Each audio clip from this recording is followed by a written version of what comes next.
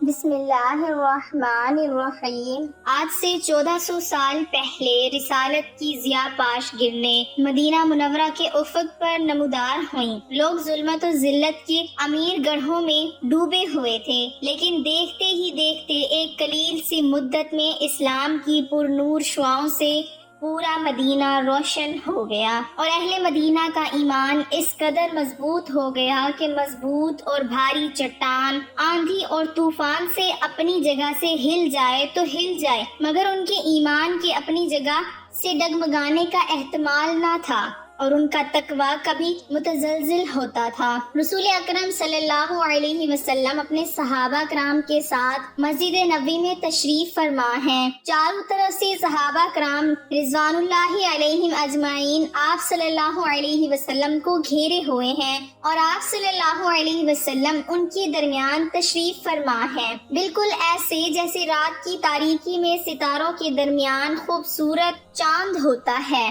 آپ صلی اللہ علیہ وسلم اپنے ساتھیوں کو اسلام کی تعلیم دے رہے ہیں، ادب و سلیقہ سکھا رہے ہیں، اور ان کا تزکیہ فرما رہے ہیں، کیونکہ وہ پہلے کھلی ہوئی گمراہی میں تھے۔ مجلس کے اندر بڑے بڑے جلیل القدر صحابہ کرام ہیں، انصار کے سردار ہیں، علماء اور اولیاء کرام ہیں۔ مجلس بدستور قائم ہے، لوگ آپ صلی اللہ علیہ وسلم سے مسائل پر استفسار کر رہے ہیں کہ اتنے میں ایک با پردہ خاتون مسجد کے دروازے سے داخل ہوتی ہے۔ رسول کریم صلی اللہ علیہ وسلم خاتون کو دیکھتے ہی خاموش ہو جاتے ہیں۔ صحابہ کرام رضوان اللہ علیہم اجمعین بھی بالکل خاموش ہو جاتے ہیں۔ خاتون چھوٹے چھوٹے قدموں سے آگے بڑھتے ہوئے اور شرم و حیا کی پیکر بنے ہوئے رسول اکرم صلی اللہ علیہ وسلم کے پاس پہنچتی ہے، اور آپ کے سامنے کھڑی ہو کر عرض کرتی ہے کہ اے اللہ کے رسول صلی اللہ علیہ وسلم، مجھ سے زنا سرزد ہو گیا ہے،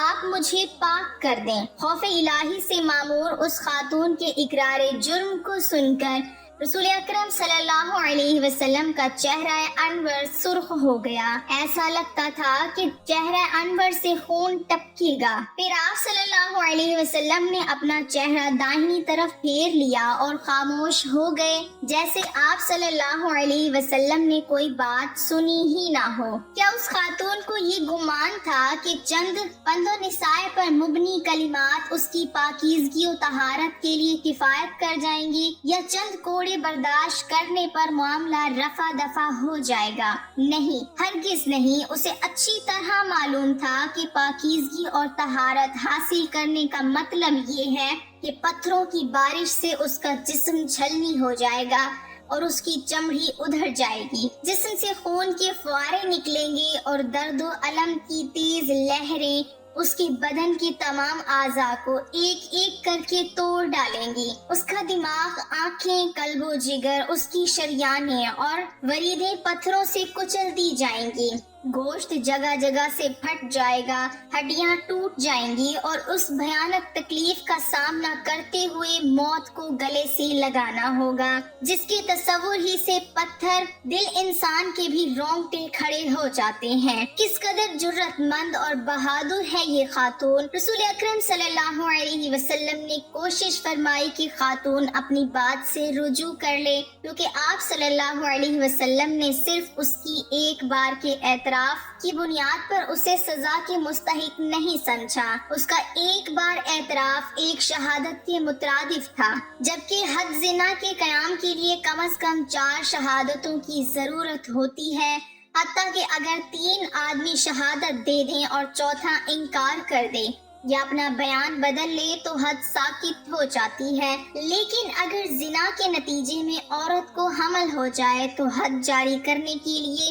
یہ دلیل کافی ہے۔ شریعت اسلامیہ نے عملی طور پر کسی کی خفیہ باتیں سننے اور مسلمانوں کے عیب تلاش کرنے سے منع فرمایا ہے۔ چنانچہ نبی کریم صلی اللہ علیہ وسلم کا ارشاد ہے، اے زبانی ایمان کا دعویٰ کرنے والوں، جن کا دل نور ایمان سے خالی ہے، مسلمانوں کی غیبت مت کیا کرو اور نہ ان کے عیوب کی ٹوہ میں پڑا کرو، کیونکہ جو مسلمانوں کے عیوب کی ٹوہ میں پڑے گا، اللہ تعالیٰ بھی اس کے عیوب کی ٹوہ میں لگ جائے گا، اور جس کی عیوب کی ٹوہ میں اللہ تعالیٰ لگ جائے، اللہ تعالیٰ ایسی آدمی کو رسوا کر دے گا، خواہ وہ آدمی گھر کی چار دیواری کے اندر بند ہی کیوں نہ ہو۔ اور نبی کریم صلی اللہ علیہ وسلم نے حضرت معاویہ بن ابو سفیان رضی اللہ تعالی عنہ کو نصیحت کرتے ہوئے ارشاد فرمایا، اگر تم لوگوں کے عیوب کی ٹو میں لگو گے تو انہیں خراب کر دو گے یا خرابی کے قریب کر دو گے، کیونکہ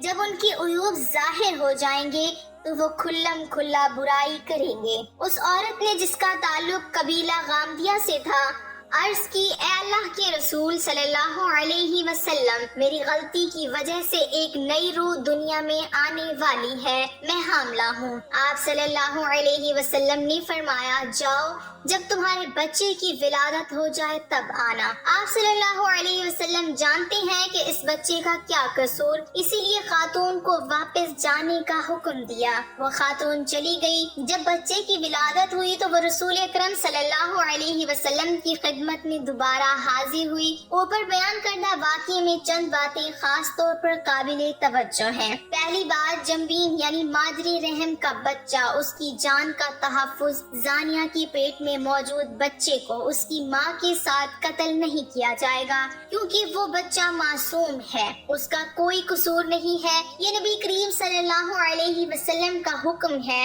اور آپ حقوق انسانی کو سب سے بڑھ کر جاننے والے اور ان کا تحفظ کرنے والے ہیں۔ اور دوسری بات، خاتون کا کمال صبر کہ وہ ہرگز اپنے موقف سے دستبردار نہیں ہوئی، وہ اتنا عرصہ صبر و تحمل کے ساتھ اجر و ثواب کی امید میں اپنی بات پر قائم رہی۔ غم اور ندامت اس کے قلب و جگر کو کھائے جا رہے تھے، پشیمانی کے گرم آنسو اس کے رخساروں پر بہہ رہے تھے، اور اس کا دل آتش افسوس سے جھلس رہا تھا۔ اس کی صرف ایک خواہش تھی کہ کسی طرح گناہ سے پاک ہو جائے اور جنت کی مستحق بن سکے۔ ارشاد باری تعالیٰ ہے، اور جب ان اہل جنت سے کوئی ناشائستہ کام ہو جائے یا کوئی گناہ کر بیٹھے تو فوراً اللہ کا ذکر اور اپنے گناہوں پر استغفار کرتے ہیں۔ فی الواقع اللہ تعالیٰ کے سوا کون ہے جو گناہوں کو بخش سکے، اور وہ لوگ باوجود علم کے کسی برے کام پر اڑ نہیں جاتے۔ مومنین کہتے ہیں، اے پروردگار،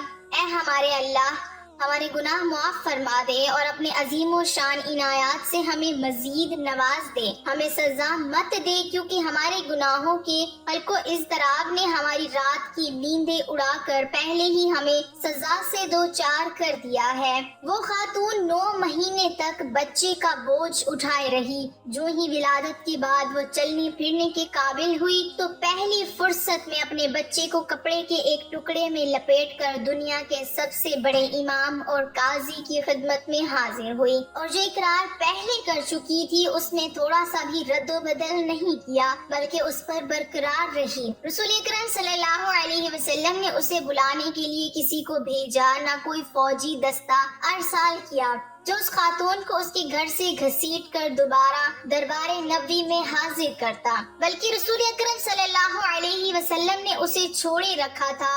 وہ خود ہی اپنے نوزائیدہ بچے کو اٹھائے ہوئے آپ کی خدمت میں حاضر ہوئی اور عرض کیا، اے اللہ کے رسول صلی اللہ علیہ وسلم، مجھے زنا کے گناہ سے پاک کر دیجئے۔ رسول اکرم صلی اللہ علیہ وسلم نے اس خاتون کے بچے کی طرف دیکھا۔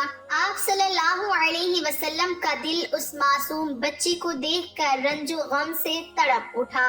رسول اکرم صلی اللہ علیہ وسلم کو یہ فکر دامن گیر تھی کہ جب اس خاتون کو سنسار کر دیا جائے گا تو پھر اس کے بعد اس معصوم بچے کو دودھ کون پلائے گا؟ جب یہ خاتون دنیا سے رخصت کر دی جائے گی تو اس معصوم کی ذمہ داریاں کون سنبھالے گا؟ چنانچہ آپ صلی اللہ علیہ وسلم نے ارشاد فرمایا، واپس جاؤ اور اس بچے کو دودھ پلاتی رہو، جب اس کا دودھ چھڑا دو تو پھر میرے پاس آنا۔ وہ خاتون اپنے بچے کو گود میں اٹھائے اپنے گھر واپس چلی گئی اور اسے دودھ پلاتی رہی۔ اس دوران اس کے ایمان کا عالم یہ تھا، روز بروز اس میں اضافہ ہوتا چلا جا رہا تھا۔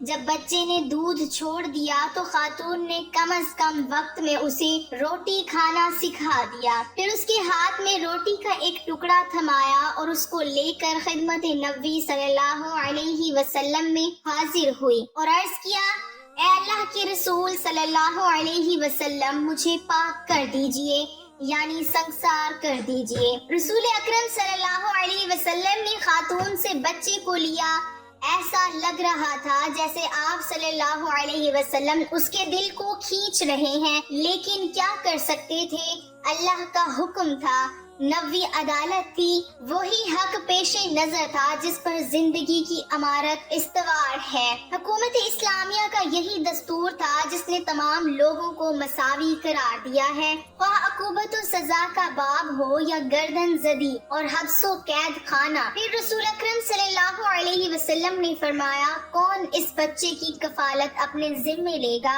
وہ جنت میں ان دونوں انگلیوں کی طرح میرے ساتھ ہوگا۔ ایک انصاری نے بچے کی کفالت کی ذمہ داری قبول کر لی۔ پھر نبی کریم صلی اللہ علیہ وسلم کے حکم سے اس خاتون کے سینے کے برابر گڑھا کھودا گیا اور اس کو اس میں کھڑا کر کے گڑھے میں مٹی ڈال دی گئی، اور پھر لوگوں نے اس پر ہر طرف سے پتھروں کی بارش کی۔ حضرت خالد بن ولید رضی اللہ تعالی عنہ نے بھی ایک پتھر اس کے سر پر مارا، جس سے خون کا چھینٹا ان کے چہرے پر آ پڑا۔ حضرت خالد بن ولید رضی اللہ تعالی عنہ نے اس خاتون کو برا بھلا کہا۔ جب رسول اکرم صلی اللہ علیہ وسلم نے ان کی بات سنی تو فوراً بولے، چپ رہو اے خالد، قسم ہے اس ذات کی جس کے ہاتھ میں میری جان ہے، اس خاتون نے ایسی توبہ کی ہے کہ اگر ناجائز ٹیکس وصول کرنے والا بھی ایسی توبہ کرتا تو اس کی بھی مغفرت ہو جاتی۔ ایک دوسری روایت میں ہے کہ نبی کریم صلی اللہ علیہ وسلم کے حکم سے اس عورت کے اوپر اس کا کپڑا اچھی طرح باندھ دیا گیا، پھر آپ صلی اللہ علیہ وسلم کے حکم سے اس کو سنگسار کر دیا گیا۔ اس کے بعد نبی کریم صلی اللہ علیہ وسلم نے اس کی نماز جنازہ پڑھی۔ حضرت عمر بن خطاب رضی اللہ تعالی عنہ نے عرض کیا، اے اللہ کے نبی صلی اللہ علیہ وسلم، آپ اس پر نماز جنازہ پڑھ رہے ہیں، حالانکہ اس نے زنا کا ارتکاب کیا تھا۔ نبی کریم صلی اللہ علیہ وسلم نے ارشاد فرمایا، اس نے ایسی خالص توبہ کی ہے، ایسی سچی توبہ کی ہے کہ اگر اسے 70 باشندگان مدینے پر تقسیم کر دیا جائے تو ان سب کی بخشش ہو جائے گی۔ کیا تو نے اس عورت سے بڑھ کر کسی کی توبہ دیکھی ہے جس نے اپنی جان خوشی کے ساتھ اللہ کے لیے قربان کر دی ہو؟ یہ واقعہ کتب حدیث اور کتب سیرت میں صحیح اسناد کے ساتھ مذکور ہے۔ اللہ تعالی ہم سب کو دین اسلام کے مطابق زندگی گزارنے کی توفیق عطا فرمائے، آمین۔